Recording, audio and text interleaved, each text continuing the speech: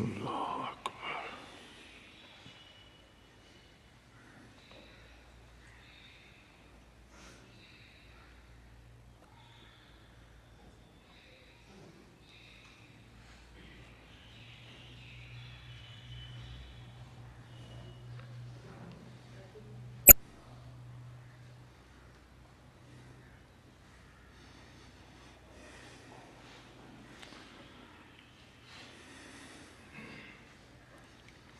الحمد للہ رب العالمین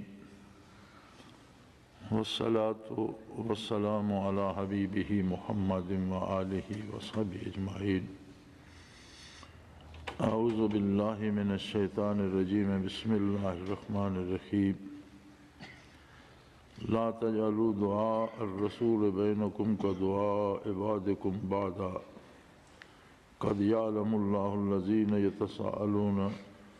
یتسللون منکم لواذا فلیحذر الذین یخالفون عن امرہ ان تصیبہم فتنۃ او یصیبہم عذاب علیم۔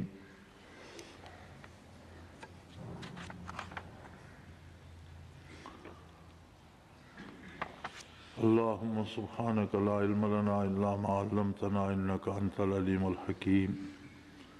مولایا صلی وسلم دائما ابدا علی حبیبک من زانت بہ السرور۔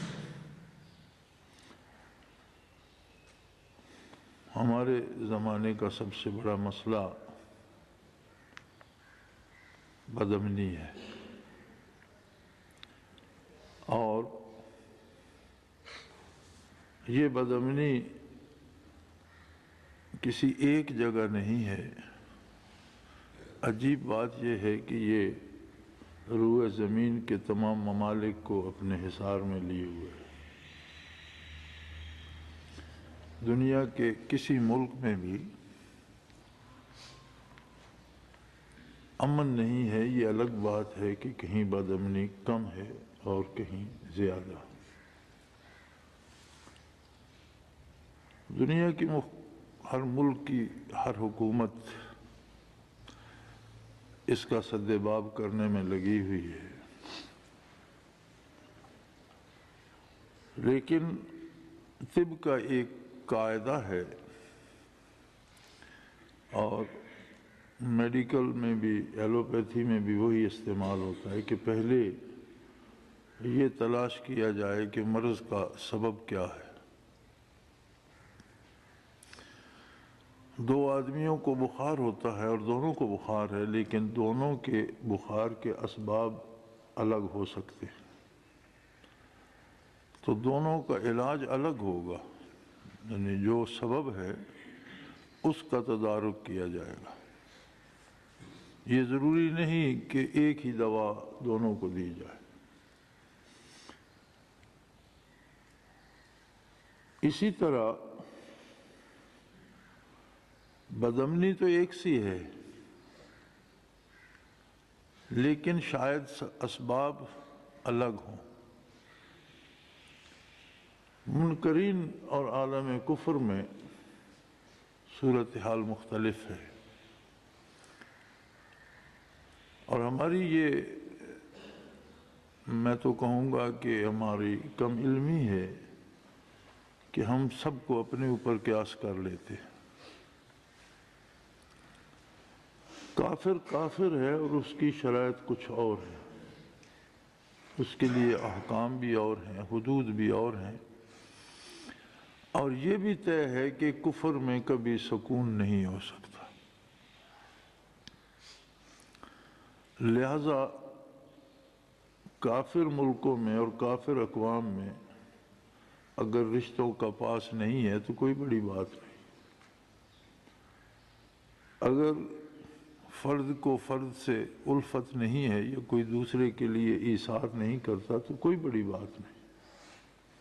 اور کسی بھی معاشرے کو تکلیف دہ بنانے کے لیے یہ ایک عنصر کافی ہوتا ہے کہ لوگ ایثار کرنا چھوڑ دیں۔ تو غیر مسلم معاشرے میں تو ایثار کا سوال ہی پیدا نہیں ہوتا۔ ہر شخص اپنی اپنی زندگی جیتا ہے، اپنے اپنے مفادات کے لیے کوشاں رہتا ہے، اپنی بھلائی سوچتا ہے، اس میں خواہ کسی دوسرے کا کتنا بھی نقصان ہو جائے۔ لیکن سوال یہ پیدا ہوتا ہے کہ جو لوگ امت خیر الانام صلی اللہ علیہ وآلہ وسلم ہیں اور امام الرسل کی امت ہونے کے مدعی ہیں اور مسلمان ہونے کا دعویٰ کرتے ہیں، جہاں شہر تو شہر ایک ایک گاؤں میں متعدد مساجد ہیں، جن ملکوں میں 5 وقت اذان بلند ہوتی ہے، بے شمار لوگ سر بسجود ہوتے ہیں، روزے رکھتے ہیں، حج کرتے ہیں، قربانیاں کرتے ہیں، تو یہ سب کچھ سارا مجاہدہ کرنے کے بعد وہاں بھی امن نام کی چیز نہیں ملتی۔ یہ بھی یاد رکھ لیجئے کہ امن اللہ کریم کا انعام ہے اور بدامنی ایک عذاب کی صورت ہے۔ آپ نے یہ لائٹ کیوں بجھا دی بھائی؟ کیمرے کے لیے بجھائی۔ اچھا، قرآن حکیم نے ایک اصول بیان فرمایا ہے۔ اس کائنات کا ایک خالق ہے جس کی ذات سوچوں سے اور علم کی حدود سے بالاتر ہے، جسے ہم مان سکتے ہیں، جسے ہم جان بھی سکتے ہیں، لیکن اس کا جاننا بھی کسی دوسرے کے جاننے کی طرح نہیں ہے۔ کسی دوسرے کو ہم شکل سے جانتے ہیں، حلیے سے جانتے ہیں، رشتوں سے جانتے ہیں، اس کا جاننا اس طرح نہیں ہے۔ اسے اس کی کائنات، اس کی حکمت، اس کا تصرف، اس کی قدرت اور اس کی صفات عالیہ کے اظہار کو دیکھ کر جانا جاتا ہے کہ وہ کیسی ہستی ہے اور اس کی قدرت کاملہ کیا کرشمے کرتی ہے۔ اس نے ساری مخلوق میں صرف انسان کو یہ فضیلت بخشی ہے کہ وہ اسے جاننے کا حوصلہ بھی رکھتا ہے اور اسے جاننے کی جرات بھی کرتا ہے۔ اس کے علاوہ ساری مخلوق جہاں بھی ہے وہ اسے مانتی تو ہے، اس کی اطاعت کرتی ہے، لیکن حکم کی اطاعت کرتی ہے، حاکم کو جاننے کی جرات نہیں کر سکتی۔ ملائکہ مقربین جو ہیں وہ بھی اپنے اپنے مقام پر ہیں اور ان کی جگہ متعین ہے اور ان کی ذمہ داریاں متعین ہیں، حکم ملتا ہے اور حکم کی تعمیل کرتے ہیں، لیکن حاکم کی طرف آنکھ اٹھانے کی جرات نہیں کر سکتے۔ یہ جرات رندانہ صرف انسان کو عطا کی ہے، اور ہر انسان میں یہ جرات نہیں ہے کہ وہ براہ راست جان سکے۔ اس جان کے لیے اس نے انسانوں میں سے انبیاء کو منتخب فرمایا۔ انبیاء وہ ہستیاں ہیں جن سے وہ براہ راست کلام فرماتا ہے، جو اس کی بارگاہ میں سب سے زیادہ مقرب ہے، اور جن کی طرف مبعوث ہوتے ہیں وہ ان کے حوالے سے اسے جانتے ہیں۔ ہم وہ امت ہیں جو آخری امت ہیں اور ایسے نبی کی امت ہیں جو تمام انبیاء کا بھی نبی ہے اور تمام انبیاء کا سردار ہے، اور جو مبعوث تو ہوا لیکن جس کا عہد نبوت ختم نہیں ہوگا۔ پہلے انبیاء مبعوث ہوئے مختلف اقوام کی طرف، مختلف علاقوں کی طرف اور مختلف زمانوں کے لیے۔ ان کی برکات محدود تھیں اقوام کے لیے جس کی طرف مبعوث ہوئے، انہیں پر ان کی اطاعت فرض تھی، اور اس علاقے تک محدود تھی جس کے لیے مبعوث ہوئے، اور زمانے تک محدود تھیں جس کے لیے وہ مبعوث ہوئے۔ لیکن جس نبی صلی اللہ علیہ وآلہ وسلم کی امت ہم ہیں، یہ تمام کائنات کا پہلوں پچھلوں کا سب کا نبی ہے، اور آپ صلی اللہ علیہ وآلہ وسلم کی نبوت کبھی ختم نہیں ہوگی۔ کل بھی آپ کی نبوت تھی، آج بھی آپ ہی صلی اللہ علیہ وسلم کی نبوت ہے، اور آئندہ بھی جب تک یہ عالم رنگ و بو قائم ہے کوئی نئی نبوت نہیں آئی۔ اور ظاہر ہے کہ جتنی ذمہ داری دی جاتی ہے اتنے ہی اس کو پورا کرنے کے اسباب عطا فرمائے جاتے ہیں۔ اس لیے فرمایا وَمَا أَرْسَلْنَاكَ إِلَّا رَحْمَةً لِّلْعَالَمِينَ، آپ تمام جہانوں کے لیے رحمت مجسم ہے، آپ کا وجود باوجود تمام جہانوں کے لیے رحمت مجسم ہے۔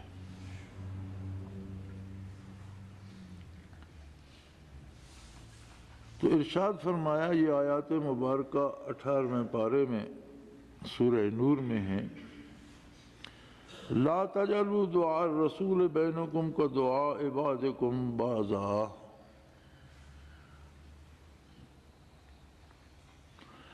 نبی علیہ السلام کی بات جب ہو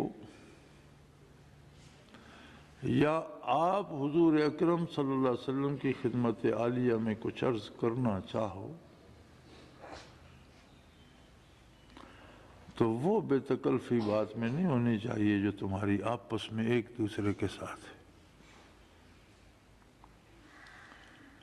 ایک دوسرے کے ساتھ جس طرح آپ مخاطب ہوتے ہو ہزار ادب اور احترام سے کرو، لیکن آپ سب ایک طرح کے لوگ ہو، ایک سٹیٹس کے لوگ ہو، ایک معیار کے لوگ ہو، آپ کی آپس کی بات اور ہے۔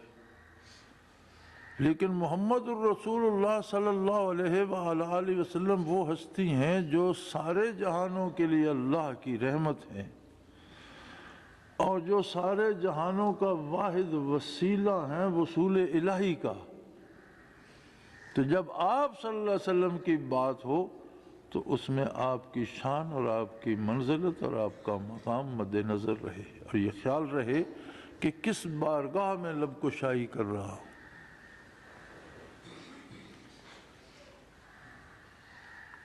ہم تو اس حد تک بے تکلف ہو گئے کہ ہم تو مسجد کے لاؤڈ سپیکر پہ بات کرتے ہیں اور صلاۃ و سلام پڑھنا عبادت سمجھتے ہیں۔ الصلاۃ والسلام علیک یا رسول اللہ، الصلاۃ والسلام علیک یا رسول اللہ کہنا جرم نہیں ہے، صلاۃ اور سلام حضور پر پڑھنا فرض ہے۔ قرآن نے حکم دیا صلو علیہ وسلموا تسلیما، صلاۃ بھی بھیجو اور سلام بھی بھیجو، تسلیمہ ایسے بھیجو جیسا بھیجنے کا حق ہے۔ مجھ سے کسی نے ایک دن یہ مسئلہ پوچھا کہ جی ہم جو لاؤڈ سپیکر پہ صلاۃ و سلام پڑھتے ہیں اس کے بارے آپ کی رائے کیا ہے؟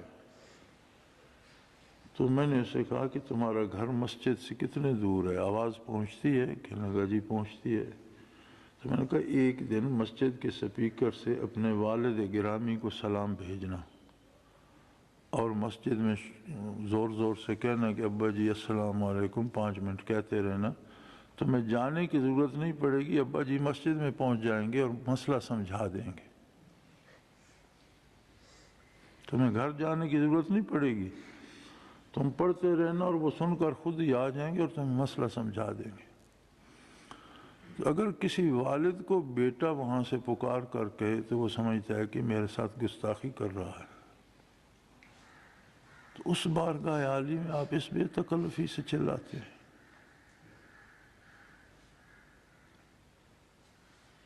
ایک ایسی ادبگاہ جو عرش سے نازک تر ہے، ادبگاہ است زیر آسماں از عرش نازک تر، آسمان کے نیچے ہے یہ دربار لیکن اس کا معاملہ عرش عظیم سے نازک تر ہے۔ نفس گم کردہ می آیند ابو بکر و عمر اینجا،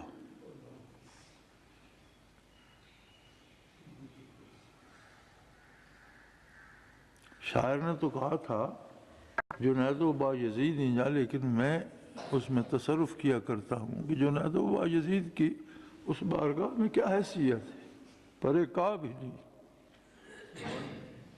نفس گم کردہ می آئین ابو بکر و عمر بھی جا۔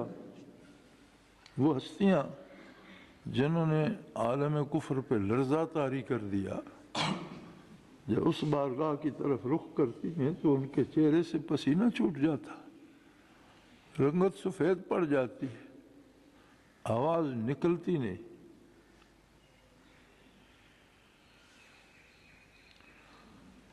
لیکن فرمایا کچھ لوگ ایسے بھی ہیں جو یتسللون منکم لیوزا، اس سے مراد ایسے جیسے کچھ لوگ کسی بارگاہ میں حاضر ہوں اور کوئی ان کی اوٹ لے کر کھسک جائے، کہ کچھ لوگ ایسے ہیں جو ہیلے بہانے کر کے احکام نبوی علیہ صاحب الصلاۃ والسلام کو ٹال جاتے ہیں۔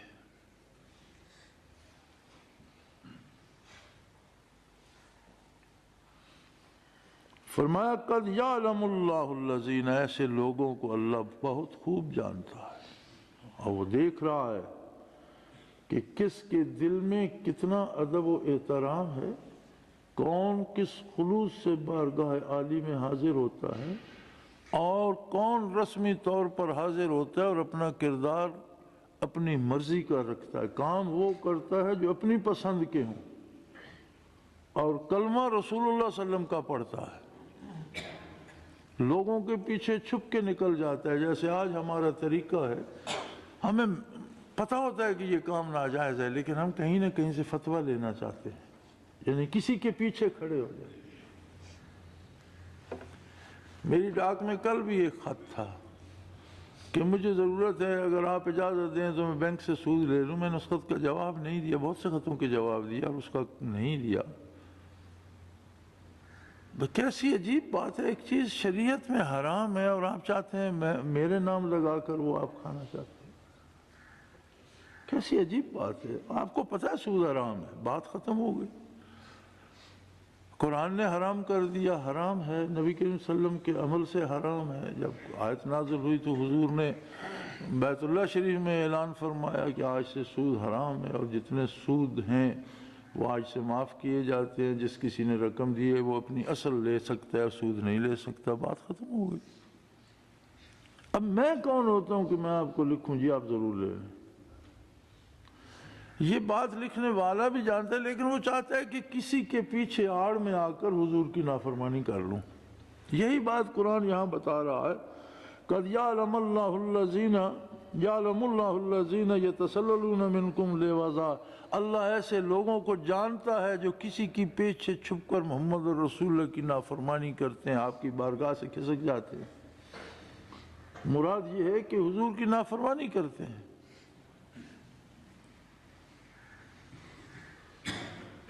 تو ایسا ہوتا ہے تو اس سے نتیجہ کیا نکلتا ہے؟ فرمایا فَلْيَحْذَرِ الَّذِينَ يُخَالِفُونَ عَنْ أَمْرِهِ،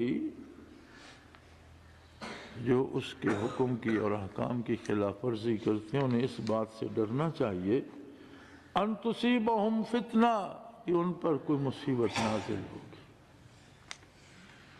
او یصیبہم عذاب علیم، یا انہیں کوئی بہت دردناک عذاب پیش آئے گا۔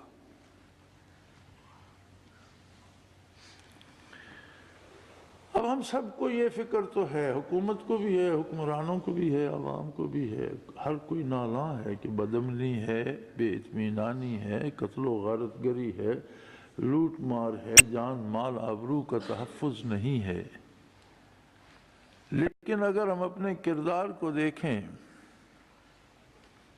تو کیا یہ آیے کریمہ ہماری نشاندہی نہیں کر رہی کہ تم ہی وہ لوگ ہو جو آڑ لے کر، بہانے تراش کر، ہیلے بنا کر محمد رسول اللہ صلی اللہ علیہ وسلم کی نافرمانی کرتے ہو؟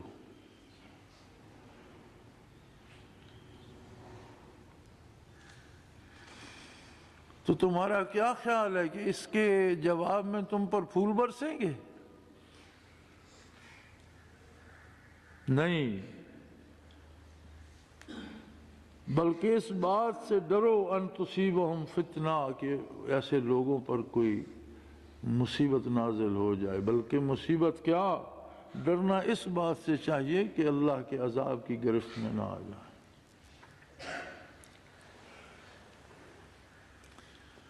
اہل مغرب نے اپنی ہوس کی تسکین کے لیے اربوں خربوں ڈالر لگا کر بڑے بڑے عیاشی کے اڈے بنائے ساحل سمندر پر، مشرق بعید میں جا کر، اور جب ان کے ہاں برف پڑ رہی ہوتی ہے، یہاں مشرق بعید میں گرمی ہوتی ہے، یہ جنوب میں ہے، تو شمال میں جب سردیاں ہوتی ہیں جنوب میں گرمیاں ہوتی ہیں، وہاں موسم بھی گرم ہوتا ہے، اور ساحل سمندر پر عیاشی کے لیے جمع ہو جاتے۔ اب ایک ہلکا سا جھٹکا آیا، چھوٹی سی تنبیہ کی قادر مطلق نے، تو دنیا کی بڑے سے بڑی ٹیکنالوجی اسے بچا نہیں سکی، روک نہیں سکی۔ میں اگلے دن اخبار میں دیکھ رہا تھا، یہ جو طوفان آیا اور سیٹلائٹ سے اس کی جو تصویر لی گئی، تو سمندر سے جو لہریں اٹھیں ان میں صاف اللہ لکھا ہوا تھا، یعنی پورے اس طوفان کی جو لہر تھی 940 کلومیٹر فی گھنٹہ کی رفتار سے آئی، اور 100 فٹ بلند لہر تھی، 100 فٹ بلند تھی، اور اس کی رفتار تھی 940 میل، 40 کلومیٹر فی میل، 940 کلومیٹر فی گھنٹہ۔ آپ اندازہ کیجئے کہ بڑا جہاز بھی جب ہوا میں اڑ رہا ہے کنکڑ کے علاوہ، تو جمبو کی رفتار بھی، زمینی رفتار زیادہ سے زیادہ 600 میل ہوتی ہے، اور اس کی رفتار 940 میل تھی فی گھنٹہ۔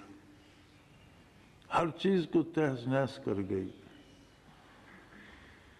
امریکہ کا معروف بحری بیڑا جو اس سمندر میں ہوتا تھا، جس کی ہم ڈھاکہ میں انتظار بھی کرتے رہے، اپنے سارے ساز و سامان سمیت غرق ہو گیا۔ اگرچہ یہ بات اخباروں میں نہیں آتی، امریکی مرتے ہیں بیچارے تو بتانا نہیں چاہتے، لیکن پورا بحری بیڑا جس میں غالباً 36 یا 37 جہازوں سمیت ایک پوری فوج تھی، سارے کا سارا سمندر کی نظر ہوا۔ جو عیاشیاں کر رہے تھے ساحل پر وہ بھی، اور جو ان کی عیاشی پر پل رہے تھے وہ بھی، جنہیں وہ پسند تھا، ان کا آنا اور ان کا ذریعہ مبادلہ بنا ہوا تھا، اور لوگوں کا روزگار بنا ہوا تھا، ان سب کو لے کر نشان عبرت بنا کر چلی گئی کہ اللہ قادر ہے، کائنات اس کی ہے، اور ایک حد میں رہو، حد سے آگے اتنے نہ نکل جاؤ کہ عذاب الہی نازل ہو جائے۔ تو ہم ابھی تک فتنہ کی سٹیج میں، اور وہاں عذاب علیم آ گیا۔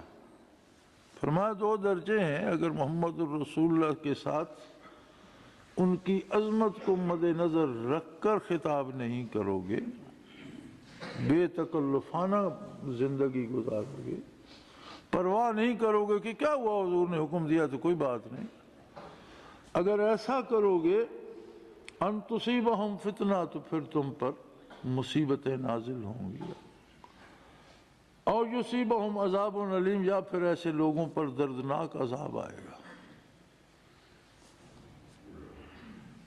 عجیب بات یہ ہے کہ ان لٹے پٹے گھروں میں جو معصوم بچے اتفاق سے بچ کے لوگ ان کو بیچ رہے ہیں، جو لاشیں ملتی ہیں ان کی تجارت ہو رہی ہے، اور اعضاء بیچے جا رہے ہیں۔ کیسا عجیب دور آ گیا ہے کہ لوگوں کو بجائے عبرت کے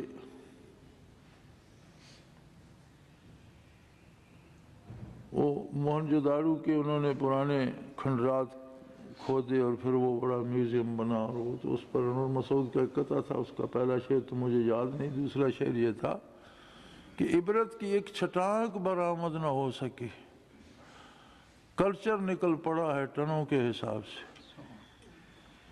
یعنی کسی نے عبرت حاصل نہیں کی کہ یہ کتنے جدید اور کتنے ترقی یافتہ لوگ تھے، اور کیسا عجیب شہر ہے جس میں گرم سرد پانی کا یہ تمام ہے، اور نالیاں ہیں اور گلیاں پختہ ہیں اور یہ ہے اور وہ ہے، اور وہ ٹیلی کے نیچے دب گئے، کوئی پرسان حال نہیں، کیا غضب الہی ان پر نازل ہوا، اور ہم کیا کر رہے ہیں کہ ہمارا حشر بھی ایسا نہ ہو۔ یہ کسی نے نہیں سوچا، بس ایک کلچر انہیں وہاں ایک تہذیب مل گئی اور ایک بود و باش کا انداز مل گیا، عبرت کی ایک چھٹانک برآمد نہ ہو سکی اور کلچر نکل پڑا ہے ٹنوں کے حساب سے۔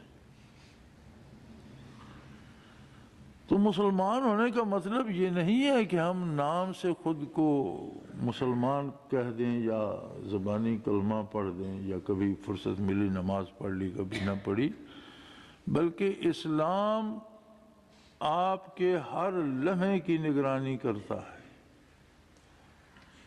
اور مسلمانوں کو حکم دیتا ہے، یا ایھا الذین آمنوا، بڑی قابل غور بات ہے، مسلمان سے اور ایمان والے سے یہ فرماتا ہے، یا ایھا الذین آمنوا ادخلوا فی السلم کافہ،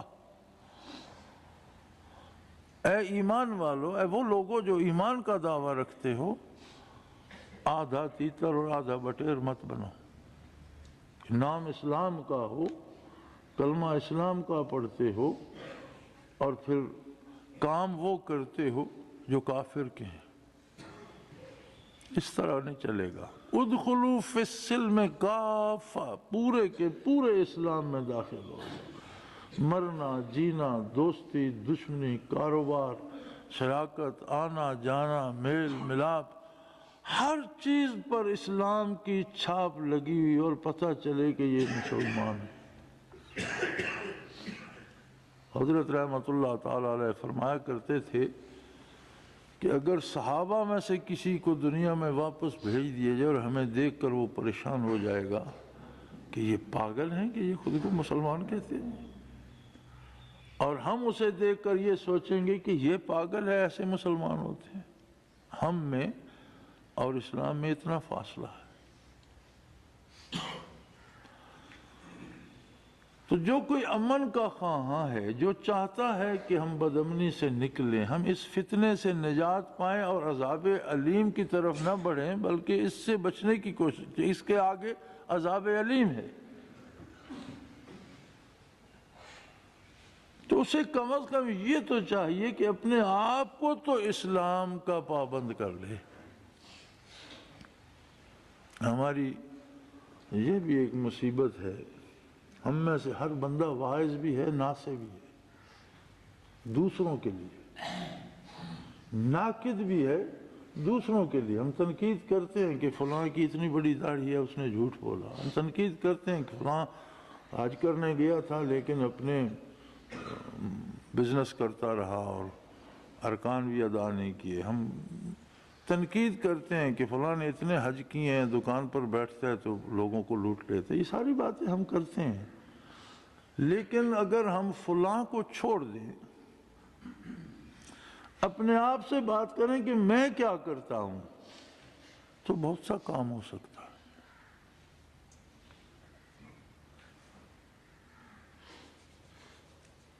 افراد سے بنتی ہے اقوام کی تقدیر، ہر فرد ہے ملت کے مقدر کا ستارہ۔ اقوام کو وہی پیش آتا ہے جو اس کے افراد کرتے ہیں۔ تو کبھی ہم نے یہ سوچنے کی زحمت گوارا کی کہ یہ جو اتنی قتل و غارت ہو رہی ہے اس میں کہیں میرا بھی حصہ تو نہیں، کم از کم میں تو اس کا مجرم نہ گردانا جاؤں۔ آپ نے دیکھا دنیاوی عدالتوں میں کہیں کوئی قتل ہو جاتا ہے اور اس کا قاتلوں کے خلاف پرچہ ہوتا ہے، اور اس میں اگر ہمارا نام آ جائے تو ہمارا کیا حال ہو کہ بھی مجھے تو خبر بھی نہیں تھی، میں اس بندے کو جانتا نہیں تھا، مارنے والوں سے میرا کوئی رشتہ نہیں تھا، انہوں نے مجھے اس میں رکھ دیا، میں تو مرنے کے قریب ہو جاتے ہیں۔ ہے کسی میں جرت کہ وہ یہ برداشت کرے کہ قتل کوئی کرے اور اس کا پرچہ اس پر بھی ہو جائے اور وہ عدالت میں جائے؟ لیکن یہ جو قتل عام ہو رہا ہے اگر اس کے اسباب میں ہمارا کردار بھی ہو تو پھر تو ہم بے گناہ نہیں ہیں، پھر اس عدالت میں تو پیشی ہوگی۔ اگر ہم بھی جھوٹ ہی بولتے ہیں، اگر ہم بھی حرام ہی کھاتے ہیں، اگر ہم بھی اطاعت پیغمبر صلی اللہ علیہ وسلم کے حدود سے نکل جاتے ہیں اور ہم بھی ہیلے بہانے سے برائیوں کو جائز قرار دیتے ہیں، پھر یہ جو قتل عام روئے زمین پر ہو رہا ہے اس میں ہمارا حصہ ہے۔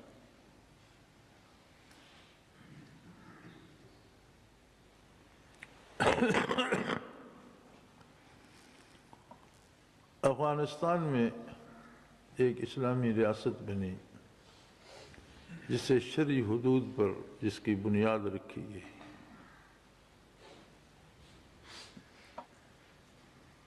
ہماری سوچ یہ ہے کہ ہم سمجھتے ہیں کہ امریکہ نے اسے ختم کر دیا، ہم یہ نہیں سوچتے کہ اللہ نے وہ نعمت ہم سے چھین لی کہ تم لوگ اس قابل نہیں ہو کہ تمہیں ایسی منصف عدالتیں اور اس طرح کا اسلامی نظام دیا جائے۔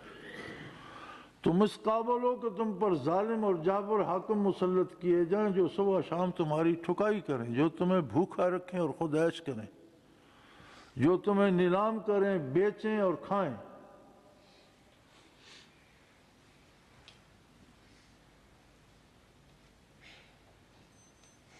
ہم اگر اپنا ہی حساب کریں تو ہم میں سے ہر پیدا ہونے والا بچہ بھی مقروض ہے، دنیا میں بعد میں آتا ہے اور اسے رہن رکھ کر اس پر پیسہ پہلے لے لیا جاتا ہے۔ لیکن اس کے باوجود ہم جانتے ہیں ہماری حیثیت کیا ہے۔ ہمیں پتہ ہے کہ حکومت کے ایک معمولی سے اہلکار کی حکم عدولی ہم نہیں کر سکتے، اور کرنے پہ آتے ہیں تو محمد رسول اللہ کی کرتے ہیں، اللہ رب العزت کی کرتے ہیں۔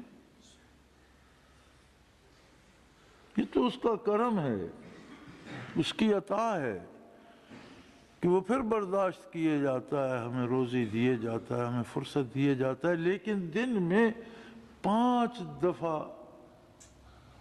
اپنی طرف بلاتا ہے کہ بھئی بس کرو، چھوڑو، آ جاؤ، آج وقت ہے، آج وہ بلاتا ہے، ہم نہیں جاتے، کل وقت ہوگا ہم جانا چاہیں گے، وہ آنے نہیں دے گا۔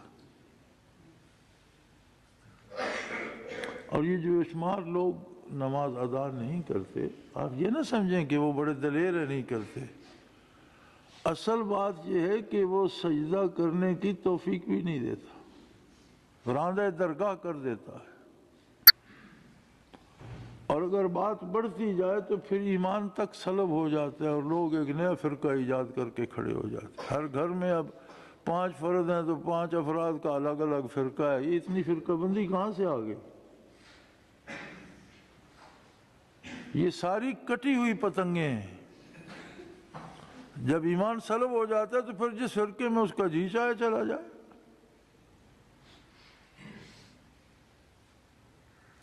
اللہ کو اس کی کیا پرواہ ہے کہ کفر کے کس خانے میں جاتا ہے، کیونکہ اسلام کا راستہ تو ایک ہی ہے، اللہ اور اس کے رسول کی اطاعت کا راستہ۔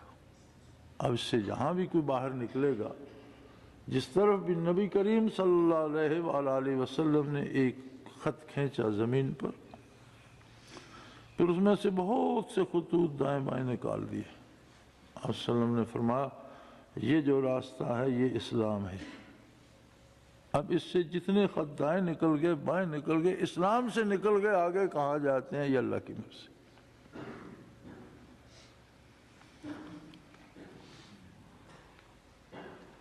تو بڑی سادہ سی اور سیدھی سی بات ہے کہ کبھی بیٹھ کر سوچئے، اندازہ کرنے کی کوشش کیجئے کہ وہ ہستی کتنی عظیم ہے جو اس ساری کائنات کو چلا رہی ہے، پال رہی ہے۔ ایک ایک لمحے میں کھربوں چیزیں پیدا ہوتی ہیں اور اس سے کئی گنا کھربوں فنا ہوتی ہیں۔ یہ سارا نظام کس کے دستے قدرت میں ہے؟ ایک انسان کی ذاتی وجود کے رگ و پے میں اتنا نظام ہے جتنا پورے روئے زمین پر ہے۔ پتہ نہیں کتنی قسم کے جراثیم ایک آدمی کے اندر ہیں، کتنے چھوٹے چھوٹے نقطے جوڑ کر اس کا وجود بنایا گیا ہے، کتنے وہ نقطے کس قسم کے ہیں اور کتنے کس قسم کے ہیں، کتنی قسموں کے ہیں، ان میں کتنی اندر کتنی مخلوق بستی ہے، لشکروں کے لشکر انسان کے وجود کے اندر آباد۔ آج تو سائنس کہتی ہے نا کہ فلاں جراثیم ہے اس کے جسم میں آ گیا، ان کو مارنے کا کیا جائے، وہ ٹیکہ لگایا جائے، گولی دی جائے، وہ مر گئے تو بخار ٹھیک ہو جائے گا، صحت ٹھیک ہو جائے گی۔ اس کا مطلب اندر ایک اور جہان ہے جس میں کوئی اور مخلوق بستی ہے، جس کا توازن بگڑے، کمی بیشی ہو جائے، اس کی آبادی بڑھ جائے، کم ہو جائے تو ہم بیمار ہو جاتے ہیں۔ اتنا باریک بین کون ہے جس نے اتنے تہ در تہ مخلوقات آباد کر رکھی؟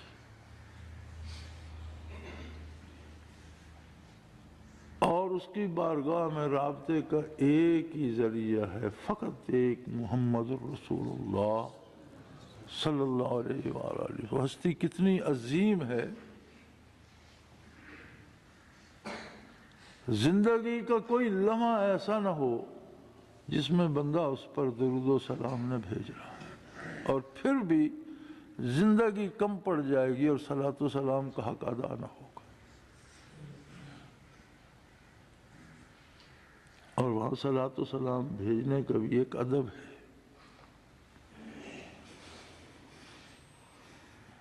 روضہ اطہر کے ساتھ گلی تھی، اب تک تھی، اب مسجد کی توسیع میں وہ گلیاں ختم ہو گئی۔ گلی کے اس پار ایک گھر تھا، اس میں ایک خاتون اپنی دیوار میں کیل ٹھونکنے لگی، کوئی چیز لٹکانی ہوگی، کچھ ضرورت ہوگی۔ ٹھک ٹھک کی آواز آئی، سیدہ عائشہ صدیقہ رضی اللہ تعالی عنہا ام المومنین، انہوں نے فوراً پیغام بھیجا، اور آپ کے الفاظ یہ تھے، لا تؤذوا رسول اللہ صلی اللہ علیہ وسلم، نبی کریم صلی اللہ علیہ وسلم کو پریشان نہ کرو، کیا ٹھک ٹھک کر رہی ہو؟ گلی کے اس پار گھر تھا، اس نے کیل ٹھوکنا چاہی تو ام المومنین نے پیغام بھیجا، فوراً یہ ٹھک ٹھک بند کرو، اس سے نبی کریم صلی اللہ علیہ وسلم کے آرام میں خلل آتا ہے، اتنی بڑی بارگاہ کے قریب اور اس طرح شور کر رہی ہو۔ میں نے آپ کے اس معجزے کو اپنی آنکھوں سے دیکھا، جب مسجد نبوی کی توسیع ہو رہی تھی تو متعدد بار حاضری نصیب ہوئی، ایک بار نہیں کئی بار، برسوں ہوتی رہی۔ انہوں نے جو ستون اس میں کھڑے کیے ہیں اور ان کی بنیادیں وہ بہت گہری لے گئے ہیں، بعض کے مطابق 70 فٹ تھیں۔ اب وہ 70 فٹ جو پلر کی بنیاد رکھی گئی، اس کے لیے انہوں نے مشینیں لگائیں، ایک کٹر تھا، وہ پورا 70 فٹ کا کٹر تھا، اب یہ مسجد 20 فٹ بلند ہے، وہ کٹر 70 فٹ تھا، پھر اس کے اوپر کئی من 50-60 من وزنی وہ ایک لوہا تھا تھوڑا سا، وہ مشین اس کٹر کو زمین پہ رکھ کے پھر وہ جب مشین چلتی تو اس لوہے کو اوپر اٹھاتی، اوپر سے چھوڑ دیتی، وہ زور سے اس پر لگتا، اور ایک نہیں سینکڑوں مشینیں لگی ہوئی تھیں، چونکہ بہت سے ستون بننے تھے اور ایک وقت میں لگی ہوئی تھی، اور مدینہ منورہ پورے شہر میں، ہوٹلوں میں، بازاروں میں، جہاں بھی جاؤ ٹھکا ٹھک ان کی سنائی دے رہی تھی۔ لیکن جیسے ہم مسجد نبوی کے در اقدس پہ پہنچتے، دروازے سے اندر یاد ہی نہیں رہتا تھا کہ باہر مشینیں لگی ہوئی ہیں، کوئی آواز نہیں،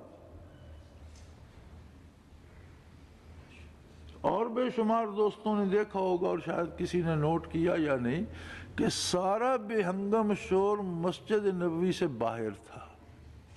آپ دروازے سے اندر ہوتے ہیں، اللہ کریم نے اہتمام فرما دیا کہ شور اندر نہ جائے،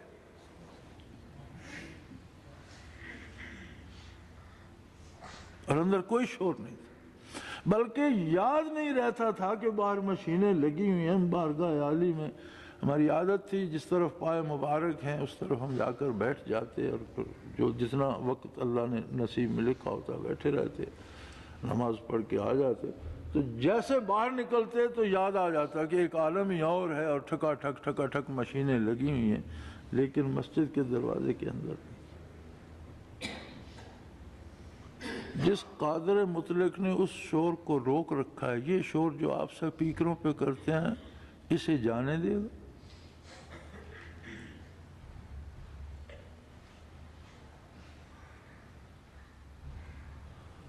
سب سے بڑی اور پہلی بات احترام نبوت ہے، آپ صلی اللہ علیہ وسلم کے مقام و مرتبہ۔ پڑھو الصلاۃ والسلام علیک یا رسول اللہ، مزے لے لے کے پڑھو، اپنے دل میں بیٹھ کے پڑھو، ادب و احترام سے پڑھو۔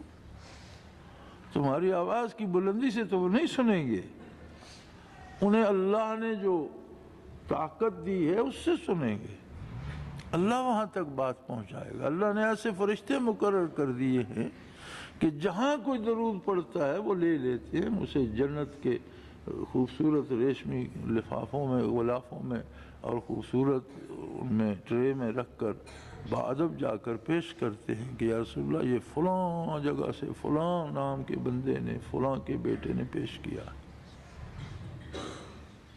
اور بزرگ کہا کرتے تھے کہ درود اس طرح پڑھو کہ ایک فرشتہ لے کر نکلے، پیچھے دوسرا، پیچھے تیسرا، تاکہ تم تک اور روضہ اطہر تک ایک قطار بن جائے۔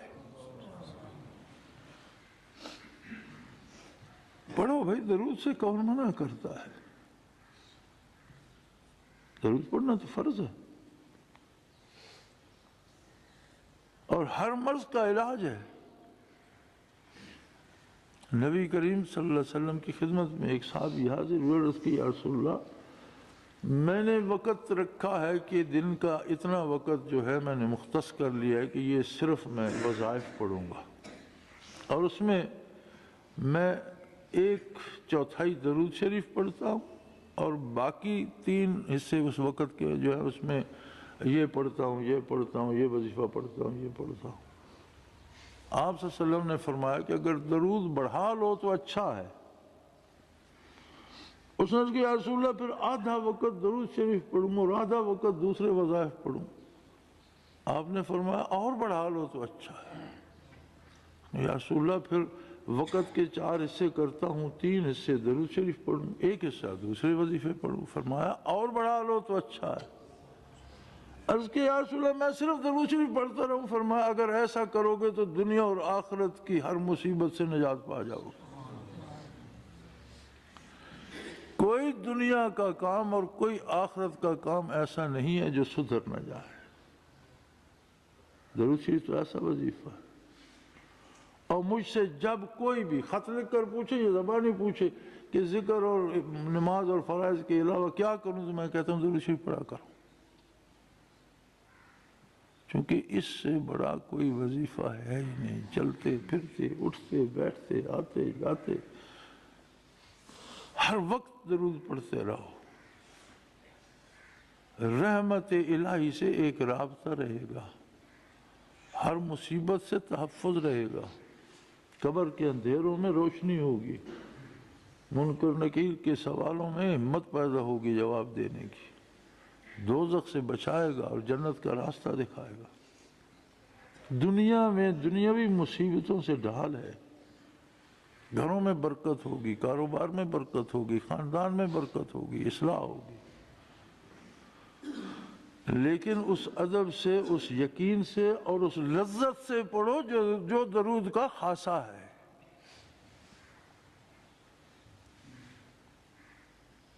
تو میرے بھائی، یہ بدامنیاں،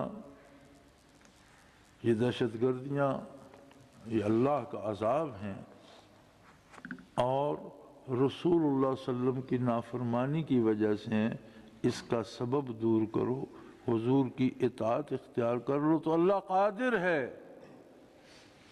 کہ سارے جہان کو آتش نمرود جلاتی رہے اور درمیان میں ابراہیم علیہ السلام کو کھلاتی رہے، وہ محفوظ رہیں۔ وہ قادر ہے۔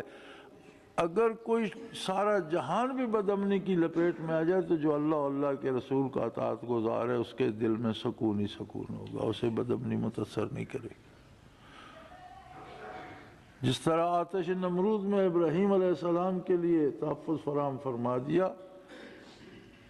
تو کم از کم اپنے تحفظ کے لیے، اپنی پناہ کے لیے تو وہ بارگاہ اختیار کر لی جائے۔ اللہ کریم ہم سب کے گناہوں کو معاف فرمائے اور ہم توفیق عطا کرے کہ ہم آپ کی اطاعت کا حق ادا کر سکیں۔ وآخر دعوانا الحمدللہ رب العالمین۔